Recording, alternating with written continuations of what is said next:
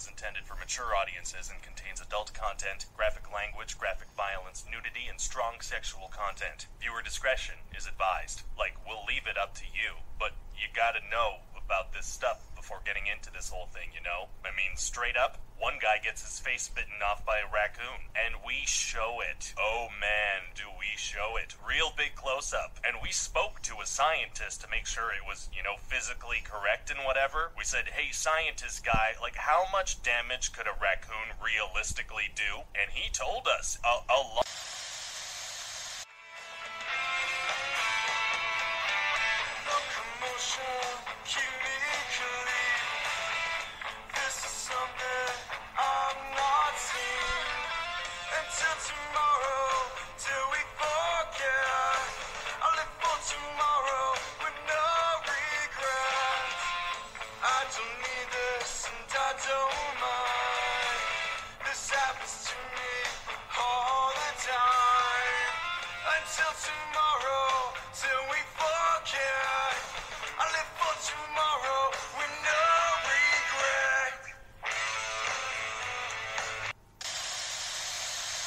Two, one, recording. Hey y'all, he's Cool. And he's Kegs. I'm back from the dead with a shaved head. As you can all hear, our man, the myth, the legend, our brother in arms, Big Duke 6, is back. And we are extremely eradicated. Well, thank God. Oh, brother, it's good to hear from you again, my man. I'm glad to be here. Glad to be here. Well, I know a bunch of people were worried about you. Yeah, I've seen that. Let's give a shout out. You know, this game that we play, you know, all of us are associated with, it has its issues from time to time, but it sure brought forth a motley crew of people that are sure awesome to meet and talk to, that's for sure. They're all aces in my book. I appreciate the shout outs. I'm seeing people everywhere flying some crazy names, something big, something 6, and it's cool. I mean, I was honored. Can't hardly say nothing more about it than just I'm honored. Blew me away. Yeah. That's anywho, what do we got tonight? Well, tonight it's basically going to be. Well, tonight. Go for it, Keggers. Oh, I was just going to say, tonight we were going to do another edition of Cool-Kegs podcast, Halloween special, mystery, or monsters, conspiracies, monsters, and more. Holy shit, did someone take away my tongue today? Well, I was going to do a two-in-one, I guess you could say, from up in my neck of the woods. So there's always been... well, I guess one of them's south of me and one of them's west of me, but regardless. Because for whatever reason, this particular one is local to Michigan, my state, but below the bridge. Apparently they don't swim or cross ice. But the Michigan Dog Man in folklore was allegedly witnessed first in 1887 in Wexford County of Michigan. Described as a 7-foot-tall, blue or amber-eyed, bipedal, canine-like animal with the torso of a man and a fearsome howl that sounds like a human scream. Also, according to the legends, the Dogman appears in a 10-year cycle that falls on years ending in 7. But it primarily seems to be located in more recent sightings in the northwestern quadrant of the Lower Peninsula. And this is just something that it came around kind of like the Rougarou? Excuse me. No, I apologize. I had a little bit of I don't know what you want to call that. Do we know if this Michigan Wolfman is also autistic? No, but the person telling you about it is. So it was unknown to most of the world though until late in the 12th or 20th century. It usually seems to be around the area of the Manistee River since the days of the Ottawa tribe of Native Americans. Okay.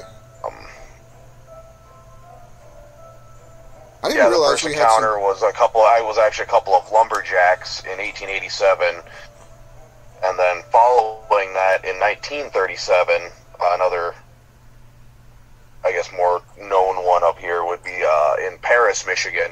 A guy named Robert Fortney was attacked by 5 wild dogs and said that one of the 5 was walking on 2 legs, which just sounds like a really massive adrenaline dump. Well, realistically speaking. Yeah, I mean... But yeah, it just came up from them 2 lumberjacks saying they got attacked by something and then just spread, I guess. Well, the psychology basis behind that, but I didn't realize we had... Well, and I didn't realize, definitely, and I didn't realize we had so many myths, like, just in the U.S. or the West here, with werewolves or those type of cryptids. I always hear, Right, well, and that's the funny thing is, if you, with the second one, is right next door in Wisconsin. There's a second one. So, and everyone probably knows exactly what I'm about to say right now, is Beast of Bray Road, which is a real road in Wisconsin. It's, excuse me. I took a little snippet for name given to a wolf-like creature allegedly reported to have been witnessed near or near Elkhorn, Walworth County, Wisconsin. Elkhorn is a small town. Some part of the folklore, obviously. I mean, there's like 10 movies that feature the Beast of Bray Road. It's for a rural farm road, where it was first cited. Reports of the creature from the 1980s and 90s prompted the local newspaper to assign a reporter to cover the story. Which, ironically, this reporter has written a bunch of books about it. Like, at first she was a skeptic, but she's now convinced that there is something terrorizing these farmers on this random fucking road in Wisconsin. Well, what the fuck kind of Twilight shit you boys got going on over there? That's weird. Right, and the most common description is given as a large bipedal wolf humanoid, between 6 and 7 feet tall, covered completely in hair, head of a wolf, glowing red or orange eyes. Some do say that it takes off on all fours sometimes, not quite as often as being seen on 2 legs though. First sighting was in 1936, but in the 80s there was a bunch of those, like a burst of sightings. Reported of making contact with their vehicles, leaving long scratch marks on doors and trunks. One witness was stated that she had hit something while crossing across Bray Road. She exited her vehicle to turn when she had hit, and supposedly a large wolf-like creature with red eyes chased her back into her car, leaving claw marks in her rear passenger door.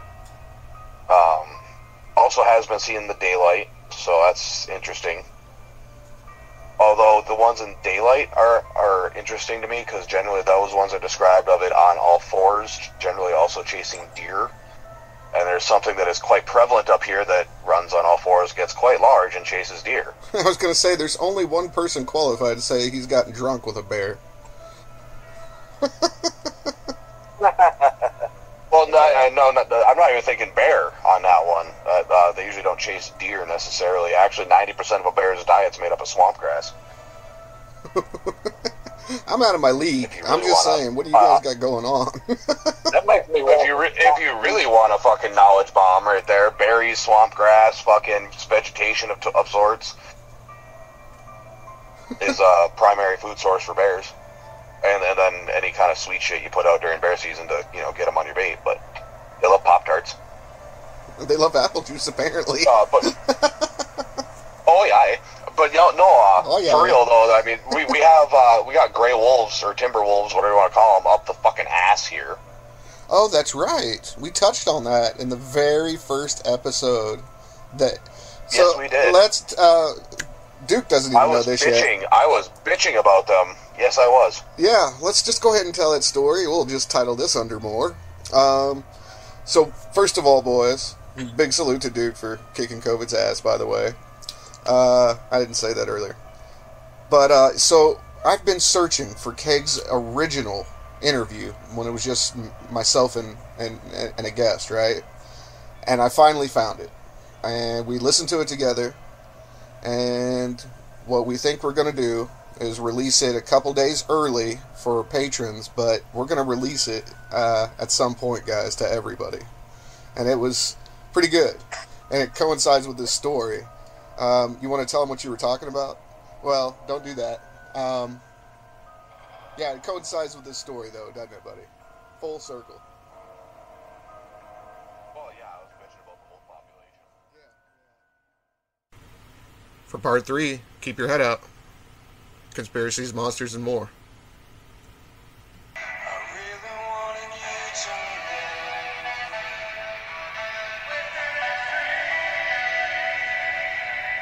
Take it easy, nice and slow.